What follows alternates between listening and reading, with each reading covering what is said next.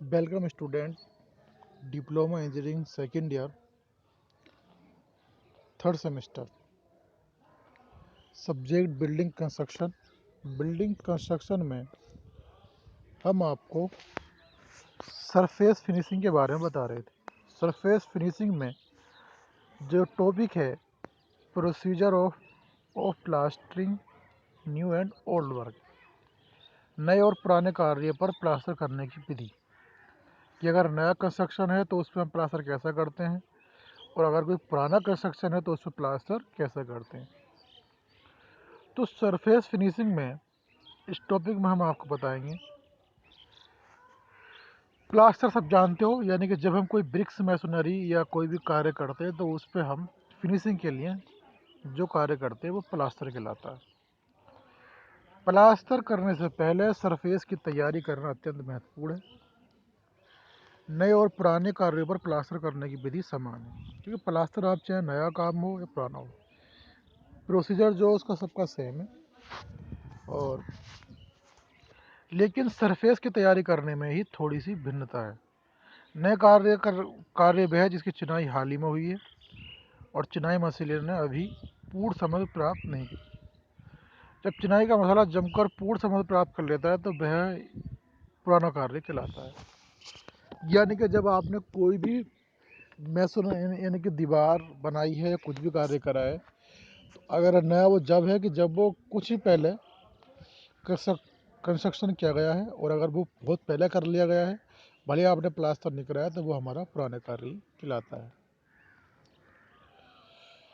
नई सतह की तैयारी। अगर नई सरफेस पर अगर हमें प्लास्टर करना है तो उसकी तैयारी कैसी करनी चाहिए। प्लास्टर का टिकाऊपन काफ़ी सीमित तक इस बात पर निर्भर करता है कि प्लास्टर सतह से किस प्रकार चिपकता है। सरफेस के साथ प्लास्टर का चिपकना सतह की तैयारी पर निर्भर करता है। सतह तैयार करने के लिए सबसे पहले सतह से आगे निकले सब कोनों और निकासों को यथासंभव तोड़कर सतह से मिला देना चाहिए। अगर सतह से कोने अब बाहर निकले होते हैं तो सब सतह पर समतल बनाने के लिए मोटा प्लास्टर करना पड़ता है। इससे प्लास्टर महंगा पड़ता है और साथ ही मोटा प्लास्टर कमज़ोर रहता है और जल्दी ही सतह से टूटकर गिर पड़ता है। तो प्लास्टर जो हमें करना चाहिए वो एक बहुत बारीक करना चाहिए। और कोने निकले हुए हैं तो उनको काट देना चाहिए। अगर कोनों के लेवल से आप अगर प्लास्टर करोगे तो फिर प्लास्टर बहुत मोटा हो जाएगा, और बहुत मोटा प्लास्टर जो है जल्दी गिर जाएगा। सरफेस पर प्लास्टर। सरफेस पर प्लास्टर ही की समुचित पकड़ बनाने के लिए चिनाई के सभी जोड़ों में से लगभग 12 mm की गहराई तक का मसाला किसी कील या नुकीले औजार से खुरचकर बाहर निकाल दिया जाता है। ये क्रिया जोड़ों को खुरचना कहलाती है। ये कार्य तभी कर लेना चाहिए जबकि मसाला गीला हो। इस समय यह कार्य बहुत आसान पड़ता है कि जब आप कंस्ट्रक्शन कर रहे हैं और मसाला गीला है तो कील पील गाड़ने में कोई भी दिक्कत नहीं आती है। अगर जब वो अपनी पूरी स्ट्रेंथ मसाला पकड़ लेता है तो आप देखते हैं जब कोई कील वगैरह घर में ठोकते हैं तो बहुत तेज़ी से आवाज़ निकलती है। जोड़ों में से निकला हुआ मसाला ब्रश से साफ कर लेना चाहिए, और सरफेस पर यदि ग्रीस, तेल या अन्य किसी प्रकार की चिनाई के धब्बे लगे हों तो उन्हें छुटा देना चाहिए। चिकनी सतह पर प्लास्टर ठीक प्रकार नहीं चिपक पाता। तो प्लास्टर के लिए थोड़ा रफ यानी खुरदरापन होना चाहिए, क्योंकि वो उसे बॉन्डिंग बनानी है। अगर कोई चिकनी सरफेस है तो प्लास्टर उस पर सही तरीके से नहीं चिपक पाता है।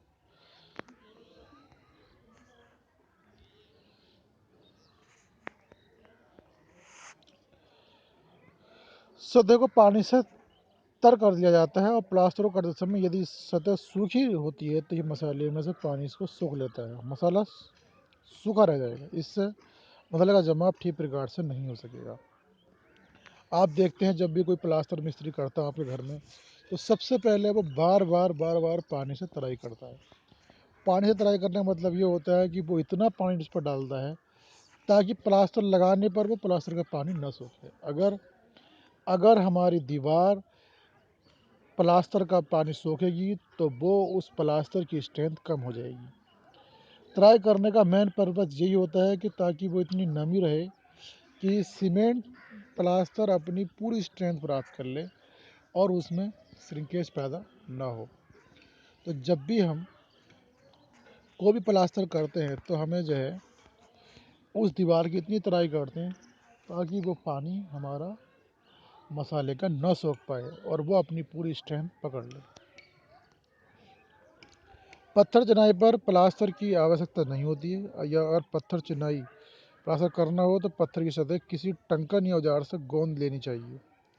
इससे प्लास्टर पत्थर की सतह से अच्छी प्रकार चिपक जाता है। आप देखते होंगे कि पत्थर जो होता है हमारा, पत्थर स्मूथ होता है, चिकना होता है। अगर इन पत्थरों पर हमें चिनाई करनी है तो हमें चाहिए कि इन पर थोड़ा थोड़ा कुछ टाँके के ज़रिए इन पर छेद कर लेते हैं। तो इससे क्या होगा कि पत्थर जो है हमारा, इस पर थोड़ा छेद करने से मसाला पकड़ लेता है और मसाला पकड़ने से इसमें जो है एक जकड़न मजबूत हो जाती है और मसाला हमारा नहीं गिर पाता है। तो पत्थर पर पहली चीज़ तो ये है कि ज़्यादातर हम कोई भी प्लास्टर नहीं करते हैं, और करते भी हैं तो किसी लोहे के औजार से उसमें थोड़े से हल्के छेद कर लेते हैं ताकि उसमें मसाला अपनी पकड़न मजबूत कर सके। अब आता है पुरानी सतह की तैयारी। अगर कोई पुरानी सतह है, सरफेस है, तो उसकी तैयारी कैसे करते हैं? उस पर प्लास्टर करना है तो पुरानी सतह का मसाला जमकर कठोर हो जाता है, जिससे जोड़ों को खोजना बहुत मुश्किल हो जाता है। अगर सतह पर पहले टिप की गई है तो जोड़ों को खर्चना और भी मुश्किल हो जाता है। इसके अतिरिक्त पुरानी सतह पर कई बार काई वगैरह भी जम जाती है, पुरानी सतह पर चिकनाई भी लग जाती है। पुरानी सतह को तैयार करना काफ़ी श्रम साध्य होता है। अगर पुरानी सतह पर बी या झुर्रीदार टिप होती है तो सतह तैयारी का कार्य काफ़ी सरल हो जाता है। यह टिप प्लास्टर की सतह के लिए पकड़ का कार्य करती है। अगर टिप भरवा या अन्य ऐसी ही प्रकार की हो तो सतह को किसी टंकन औजार से गोंद लिया जाता है। सतह को तारों के ब्रश से अच्छी प्रकार से रगड़ लिया जाता है, धोया जाता है ताकि सतह पर जमी धूल, मिट्टी और चिकनाई आदि छूट जाए। सतह से पानी से तर कर लिया जाता है। कह रहे हैं कि जो पुरानी सतह होती है, जैसे हमने प्लास्टर करा अब हट गया, तो पुरानी सतह में सबसे अहम बात तो ये होती है कि पहला वाला प्लास्टर हमें सारा हटाना पड़ता है। चाहे हम लोहे के ब्रश का इस्तेमाल करें, चाहे हम किसी छेनी हथौड़ी का काम करें, तो उसके ज़रिए पहले जो सरफेस है हम अपनी पूरी सफ़ा करते हैं, उसे धोते हैं।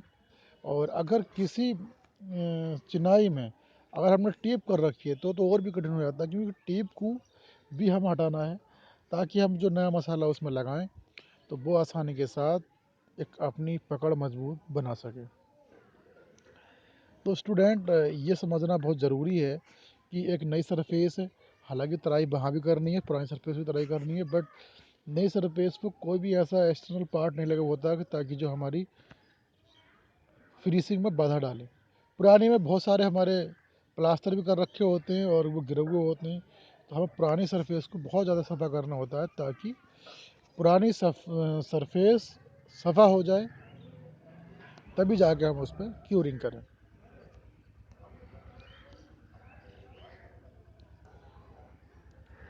अब आता है प्लास्टर की विधि। प्लास्टर करने का मेथड, क्या मेथड है साहब? सरफेस को तैयार करके तर कर लेने के बाद उस पर प्लास्टर किया जाता है। अब जब भी हमें कोई भी सतह पर प्लास्टर करना है तो सबसे पहले हमें जो है उसको तर कर लेना, बार बार पानी डालना है ताकि वो पानी से तर हो जाए, और जो मसाला उस पर हम लगाएं तो उस मसाले को वो अपनी ओर न खींचे। प्लास्टर सीमेंट मसाला या चूने मसाला का किया जाता है। एक्सटर्नल सरफेस पर सीमेंट मसाला ही उपयुक्त रहता है, क्योंकि खुले वातावरण में चूने मसाला बहुत जल्दी खराब हो जाता है। इंटरनल सतह पर चूना और सीमेंट मसाला दोनों ही उपयुक्त रहते हैं। मसाला स्थिति के अनुसार ठीक अनुपात का तथा अच्छी प्रकार मिलाकर ठीक कंसिस्टेंसी का बनाना चाहिए। अब सतह पर प्लास्टर करने का कार्य आरंभ किया जा सकता है। प्लास्टर 1 या 2 लेवल में किया जाता है। यदि अगर प्लास्टर 2 लेवल में किया जाता है तो पहला कोट रेंडरिंग कोट, तो दूसरा कोट फिनिशिंग कोट कहलाता है। साधारण प्लास्टर एक ही लेप में किया जाता है और इसकी मोटाई 12 mm तक होती है। अगर जो आप सिंपल प्लास्टर करते हैं तो उसकी मोटाई कितनी होती है, 1.2 सेंटीमीटर, यानी कि 12 mm। तो 12 mm तक की मोटाई का हम प्लास्टर करते हैं। प्लास्टर ठीक वर्टिकल समतल में होना चाहिए और दीवार पर धूल जम जाती है और फिनिशिंग ख़राब लगती है। प्लास्टर करने के लिए सरफेस पर थोड़ी थोड़ी दूरी पर प्लास्टर के रेफरेंस मार्क्स बना दिए जाते हैं, जिन्हें डेप्स भी कहते हैं। ये संदर्भ चिन्ह गाइड का कार्य करते हैं। सामान्यतः कुशल मिस्त्री को संदर्भ चिन्ह बनाने की आवश्यकता नहीं पड़ती है।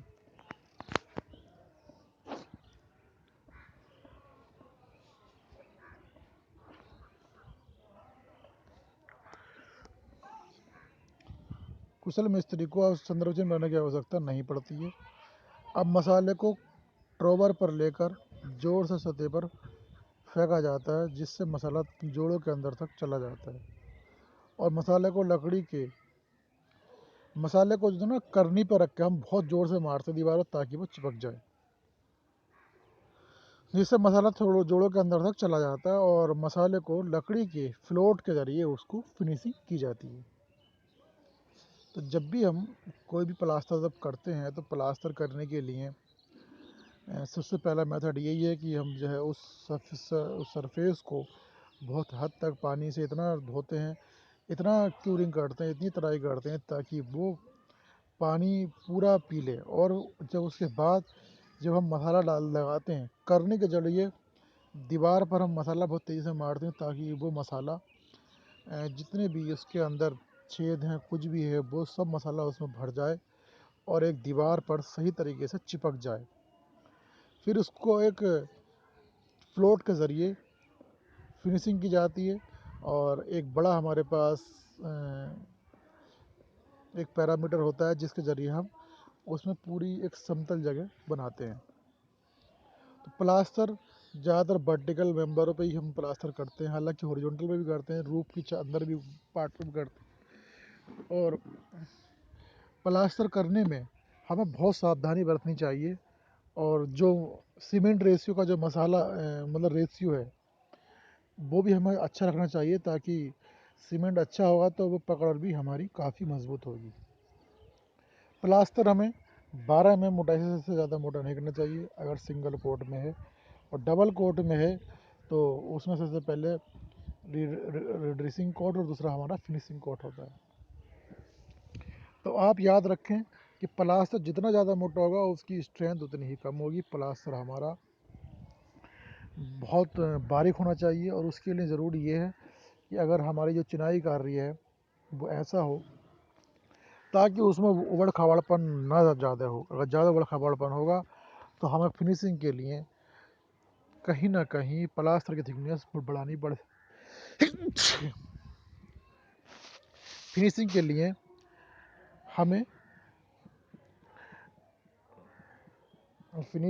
हमें उसकी मोटाई प्लास्टर की ज़्यादा करनी पड़ेगी। इसलिए अगर कोई भी उबड़ खाबड़ कार्य कर रखा है आपने तो उसको हमें फिनिश कर लेना चाहिए और सफ़ा करने के बाद में ही प्लास्टर करना चाहिए।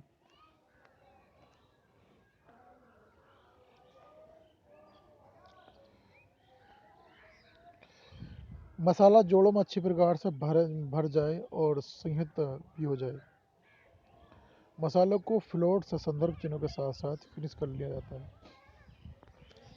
अगर आप देखें तो ये फिगर दिखा रखी है इन्होंने यहाँ पे 3 मीटर,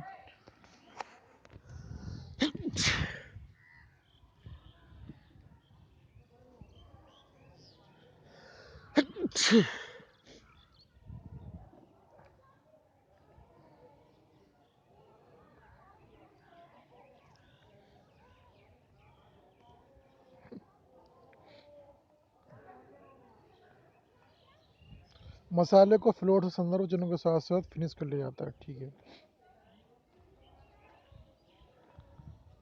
डेप्स, जो संदर्भ चिन्ह होते हैं हमारे, मतलब जो जहाँ पर जॉइंट होते हैं उन्हें हम डेप्स कहते हैं। तो इन डेप्स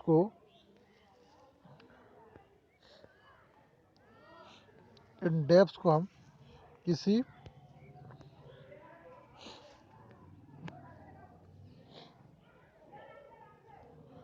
अच्छी प्रकार से भर जाए और मसाला को फ्लोट से संदर्भ चिन्हों के साथ साथ फिनिश कर लिया जाता है।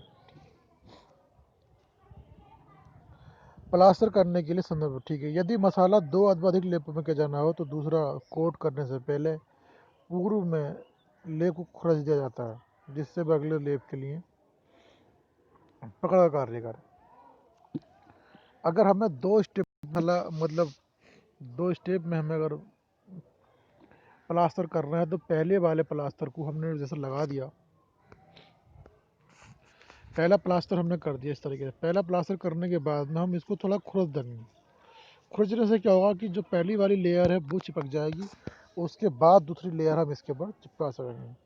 तो 2 कोट में जब भी हमें प्लास्टर करना हो तो सबसे आसान तरीका यही है कि पहले हम एक कोट लगाएं, फिर दूसरे कोट लगाने से पहले पहले कोट को थोड़ा खुरच दें ताकि दूसरे कोट को वो आसानी के साथ पकड़ सके। पूर्व में लेप खुरच दिया जाता है और वह अगले लेप के लिए पकड़ का कार्य करे। अंतिम कोट में सतह को इस्पात के फ्लोर से बिल्कुल समतल और चिकना कर दिया जाता है और सरफेस पर की समतलता को सूत और साहुल से जांचा जाता है। सरफेस को थोड़ी थोड़ी देर बाद लकड़ी की एक सीधी पट्टी, जिसे फंटी कहते हैं, से भी जांचते रहते हैं। तो हम फंटी के ज़रिए क्या करते हैं, फंटी के ज़रिए हम इस फंटी के ज़रिए ये देखते रहते हैं कि हमारा प्लास्टर अप डाउन तो नहीं है। तो ये लकड़ी का फ्लोट है, ये स्टील फ्लोट है, ये करनी है, इसको ट्रोबल कहते हैं। तो इन औजारों के ज़रिए हम एक प्लास्टर को कंप्लीट करते हैं। सबसे पहले इसका इस्तेमाल करते हैं करने का। इससे हम जो है किसी दीवार पर जिस पर हमें फिनिशिंग करनी है उस पर हम जो है मसाला मारते हैं। इस स्टील फ्लोट और लकड़ी के फ्लोट से हम उसको जो है, लकड़ी के फ्लोट से तो हम उसको पहले चिपकाते हैं और इससे हम लास्ट फिनिशिंग करते हैं और लकड़ी की जो है फंटी से ये मेजर करते हैं कि हमारा कोई प्लास्टर उबड़ खाबड़ तो नहीं है। प्लास्टर करने के बाद सरफेस की पर्याप्त समय तक तराई की जाती है। अगर आपने प्लास्टर कर दिया है तो कुछ 1-2 दिन बाद हम उस प्लास्टर से सूखने लगता है तो उसकी हमें क्यूरिंग तराई की जाती है और प्लास्टर की समर्थ और टिकाऊपन के लिए तराई बहुत बहुत आवश्यक है। क्योंकि जब प्लास्टर सूखने लगे तो ये समझ लीजिएगा कि हमें उस पर तराई करनी है 10-15 दिन तक, ताकि वो तर रहे और सीमेंट अपनी स्ट्रेंथ पूरी पकड़ ले। सीमेंट की रासायनिक क्रिया जिनके फलस्वरूप कंक्रीट बल ग्रहण करती है, पानी की उपस्थिति में ही होती है। इसलिए प्लास्टर या टेप करने के बाद कुछ समय तक कंक्रीट की सतह को पानी से तर रखते हैं।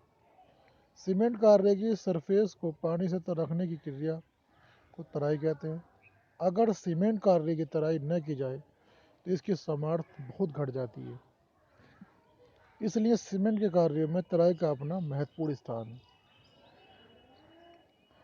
तो सीमेंट प्लास्टर की तराई में बहुत ज़्यादा महत्व तराई का है।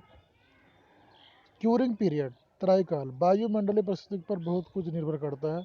अधिक टेम्परेचर पर सीमेंट की उबल ग्रहण दर अधिक होती है। अधिक तापमान पर सीमेंट की बलगैर दर अधिक होती है और क्षैतिज और वर्टिकल परिस्थितियों में तराई की भिन्न भिन्न विधियाँ निम्न प्रकार है।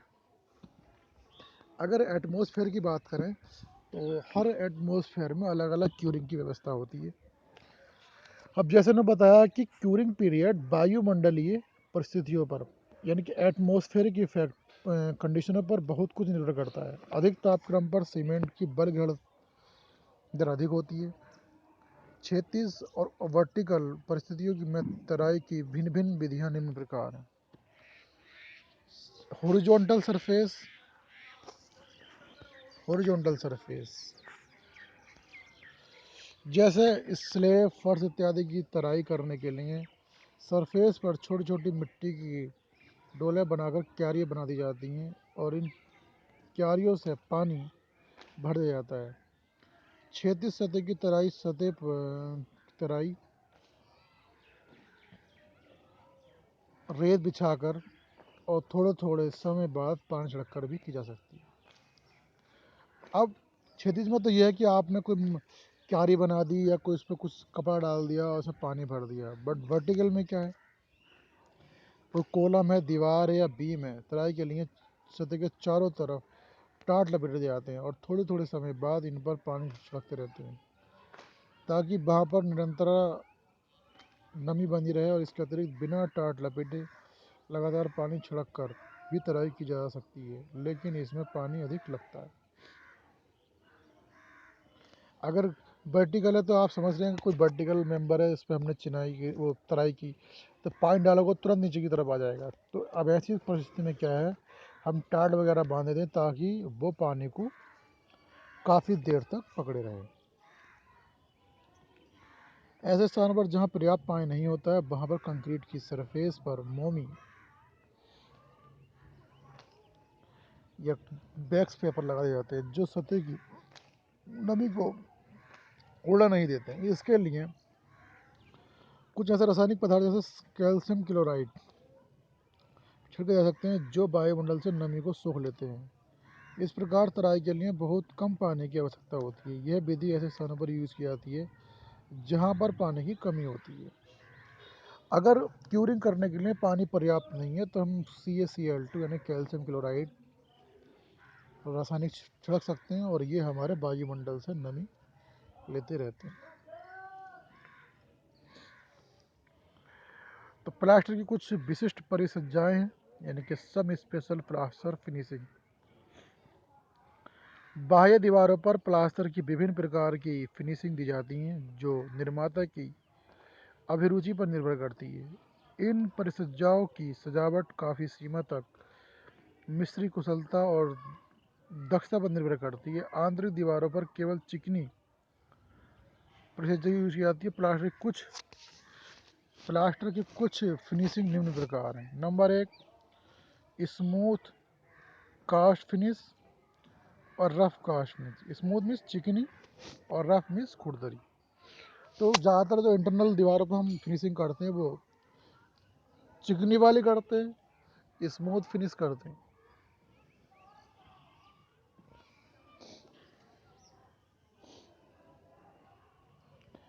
बजरी, छीफ या गिट्टीदार फिनिशिंग, रेत दर्शी या रेत के समान परिसज्जा, स्क्रैपिड फिनिश और टेक्सचर्ड फिनिश, डिजाइनर परिसज्जा।